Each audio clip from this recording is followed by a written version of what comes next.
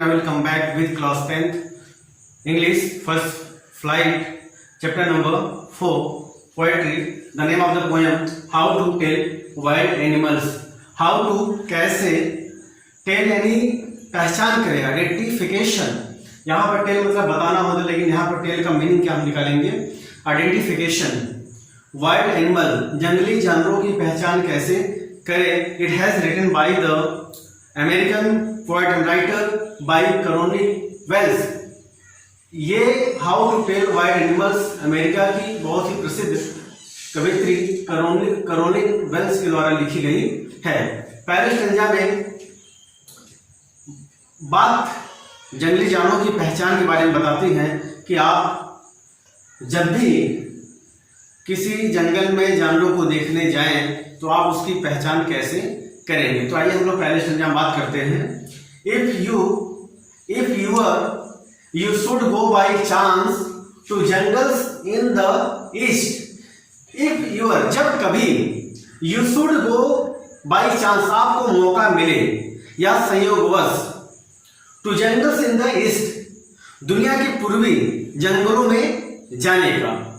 कभी कहता है जब कभी आपको मौका मिले दुनिया के पूर्वी जंगलों में जाने के लिए तो एंड इफ देयर और वहां पर जब आप दुनिया के पूर्वी जंगलों में जाने का आपको मौका मिले तो वहां पर एंड इफ देयर वहां पर should to you advance a large and tawny beast और आपके सामने एक लंबा भूरे और पीले ब्राउन कलर का भूरे रंग का कोई बिस्ट जानवर आप एडवांस यानी फॉरवर्ड आपके आगे आए आपके सामने दिखे.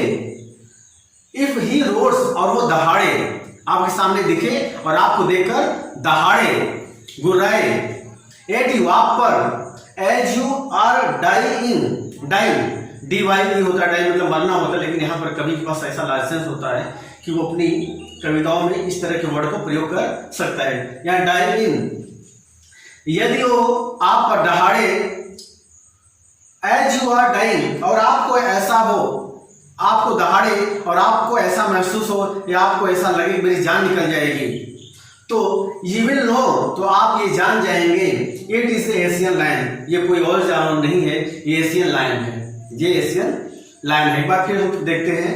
If you should go by chance जब कभी आपको मौका मिले to jungles in the east पूर्वी जंगलों में जाने का. एंड इफ और यदि देर मतलब वहां पर should to you advance a large and tawny Bisht.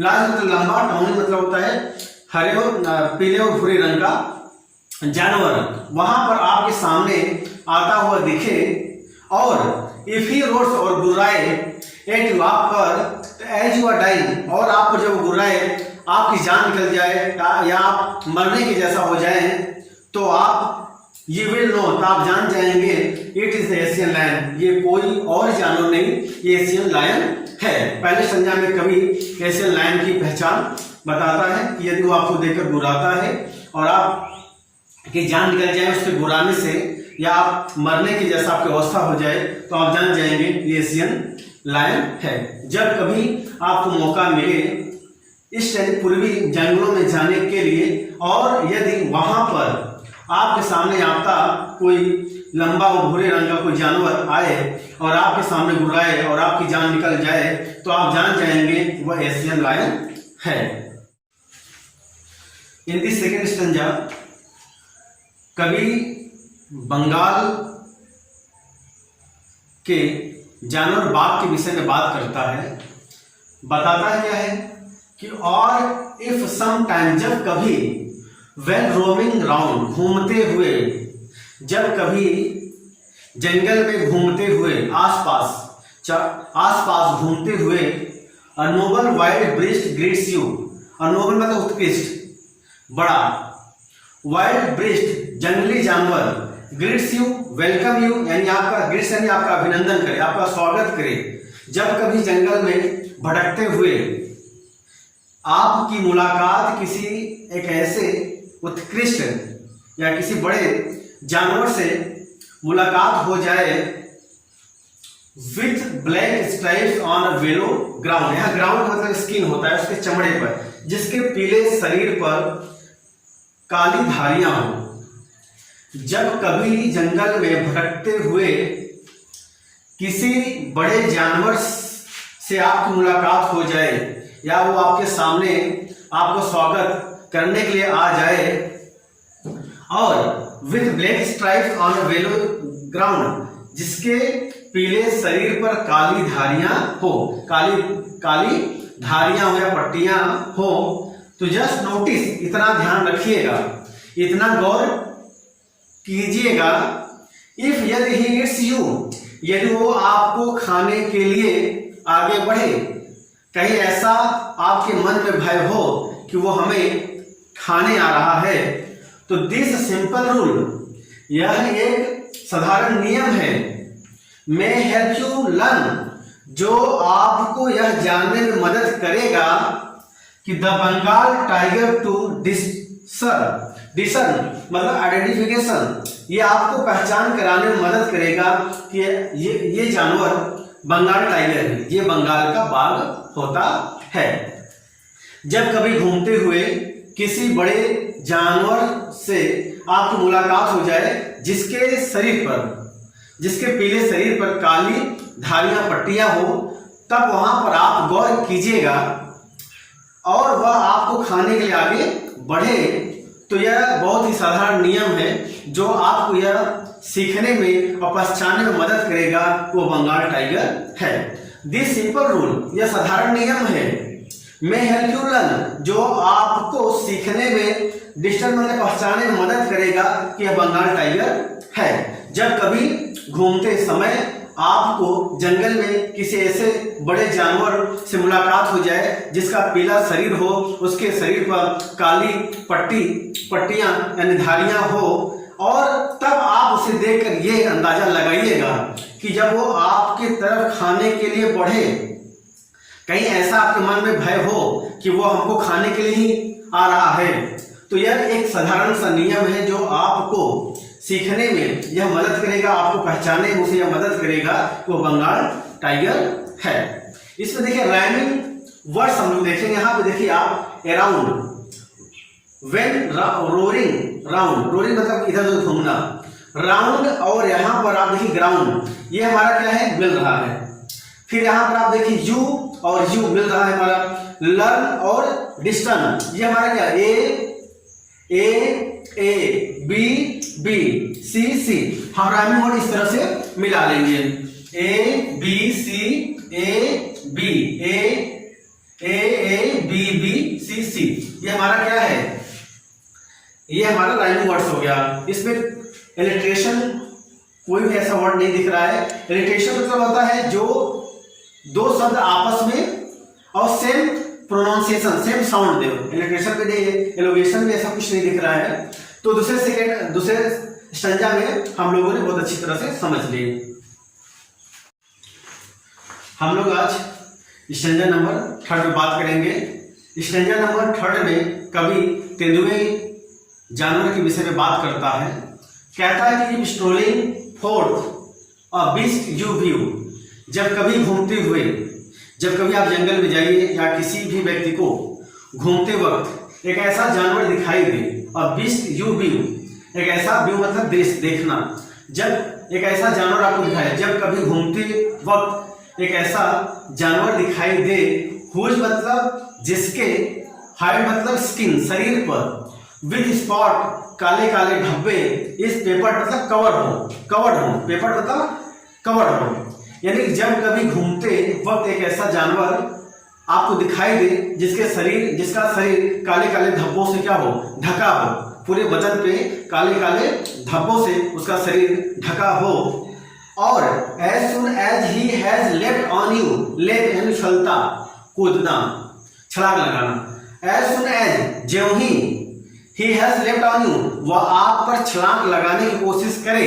आपके ऊपर कूदने की कोशिश करे, जंप करे, तो you will know, तो आप जान जाएंगे, it is the leopard, यह क्या है, तेंदुआ है, यह क्या है, तेंदुआ है, तेंदुए की ऐसी हरकत होती है। तेंदुआ क्या करता है, छलांग लगाता है, कूदता है, जंप करता है जब किसी को देखता है। It will do no good, कोई भी लाभ नहीं होगा, किसी भी प्रकार का कोई लाभ नहीं होगा, कुछ भी आपके साथ उस वक्त अच्छा नहीं होगा।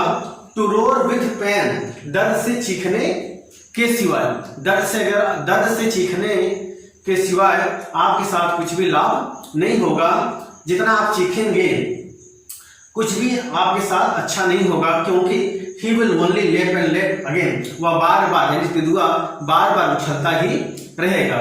तीसरे संज्ञा में कभी करोनी वेल्स तेंदुए जानवर के विषय में बात करती, कहती जब कभी घूमते वक्त एक ऐसा जानवर आपको दिखाई दे जिसके शरीर पर काले काले धब्बे से उसका पूरा शरीर क्या हो, ढका हुआ हो, और वह आपको देखकर आपके ऊपर छलांग लगाए, तो यू विल नो, आप जान जाएंगे वह एक तेंदुआ है।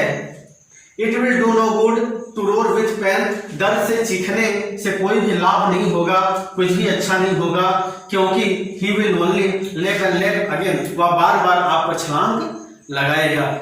तीसरे संज्ञा में कभी तेंदुए जानवर की पहचान के बारे में बताता है।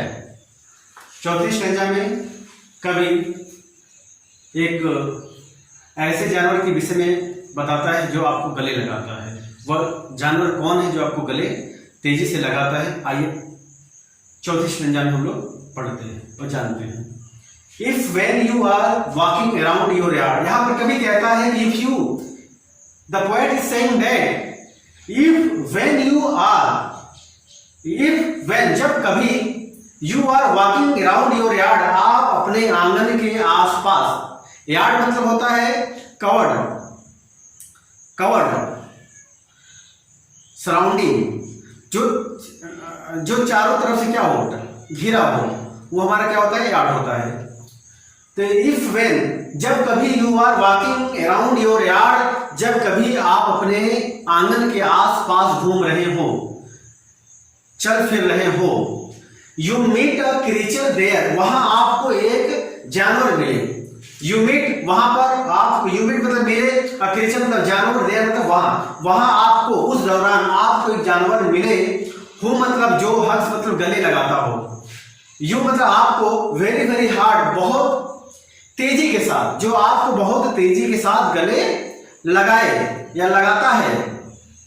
बी श्योर, विश्वास कीजिएगा, इट इज ए बियर, यह क्या है, भालू है। भालू की एक ऐसी हरकत है जो आदमी को अपने गले तेजी से लगाकर उसे मार भी देता है, उसे गुदगुदी भी कर देता है। If you have any doubts, यदि आपके पास कोई संदेह हो, यदि आपके पास कोई संदेह हो, आई गेस मेरा अनुमान है, ही विल गिव यू, यदि उसको पहचानने में, यदि बियर यानी भालू को ऐसी हरकत करने के, यदि भालू आपको गले लगाए और आप कस कर दाब ले, 20 तक विश्वास कीजिए यह भालू है। अगर if you have any doubts, इस पर भी अगर आपको विश्वास नहीं होता है, तो आई गेस मेरा अनुमान है, he will give you just one more caress, caress मतलब फिर आपको प्यार से स्पष्ट करेगा, यानी फिर वह आपको एक बार फिर प्यार से छुएगा, प्यार से गले एक बार फिर लगाएगा, तब आप जान जाएंगे यह हरकत, ये आदत भालू की होती है। जब कभी when you are walking around your yard, जब कभी आप अपने आंगन के आसपास घूमते फिरते रहो और उस वक्त you meet a creature there, वहां पर आपको प्राणी मिल जाए, जानवर मिल जाए, हु हक्स मतलब गले लगाना, जो आपको गले लगाए बहुत कसकर, बहुत टाइट गले लगाए आपको, तो 20 और आप विश्वास कीजिएगा यह एक भालू है। If you have any doubts, इस पर भी अगर आपको कोई संदेह है, आप भालू को पहचान नहीं पा रहे हैं, तो आई गेस मेरा अनुमान है, he will give you just once more caress, वह एक बार फिर आपको स्पर्श करेगा, वो आपको छुएगा। इससे आप मालूम कर लेंगे कि यह कोई और नहीं, ये जंगली भालू की हरकत है। पांचवी स्टेंजा में बात करते हैं, कभी इसमें दो जानवरों की पहचान कैसे की जाती है उसके विषय में बताता है। Though to distinguish bits to prey a novice might none plus.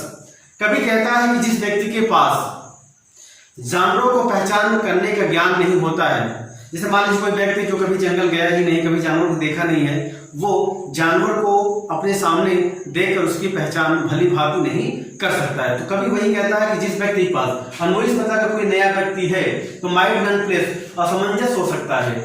Bits to distinguish bits to prey दो टू, तो उसे उसकी पहचान करने में दिक्कत हो सकती है। अनवइस मतलब कोई नया व्यक्ति है, माइट नन प्लस, ठीक है।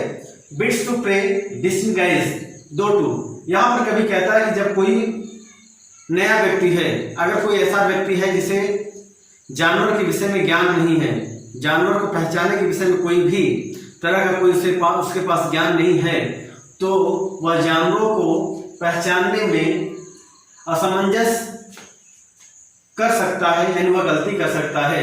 जो व्यक्ति कभी भी जानवरों को नहीं देखा है वह जानवर को देखने में पहचानने में गलती कर सकता है, असमंजस हो सकता है।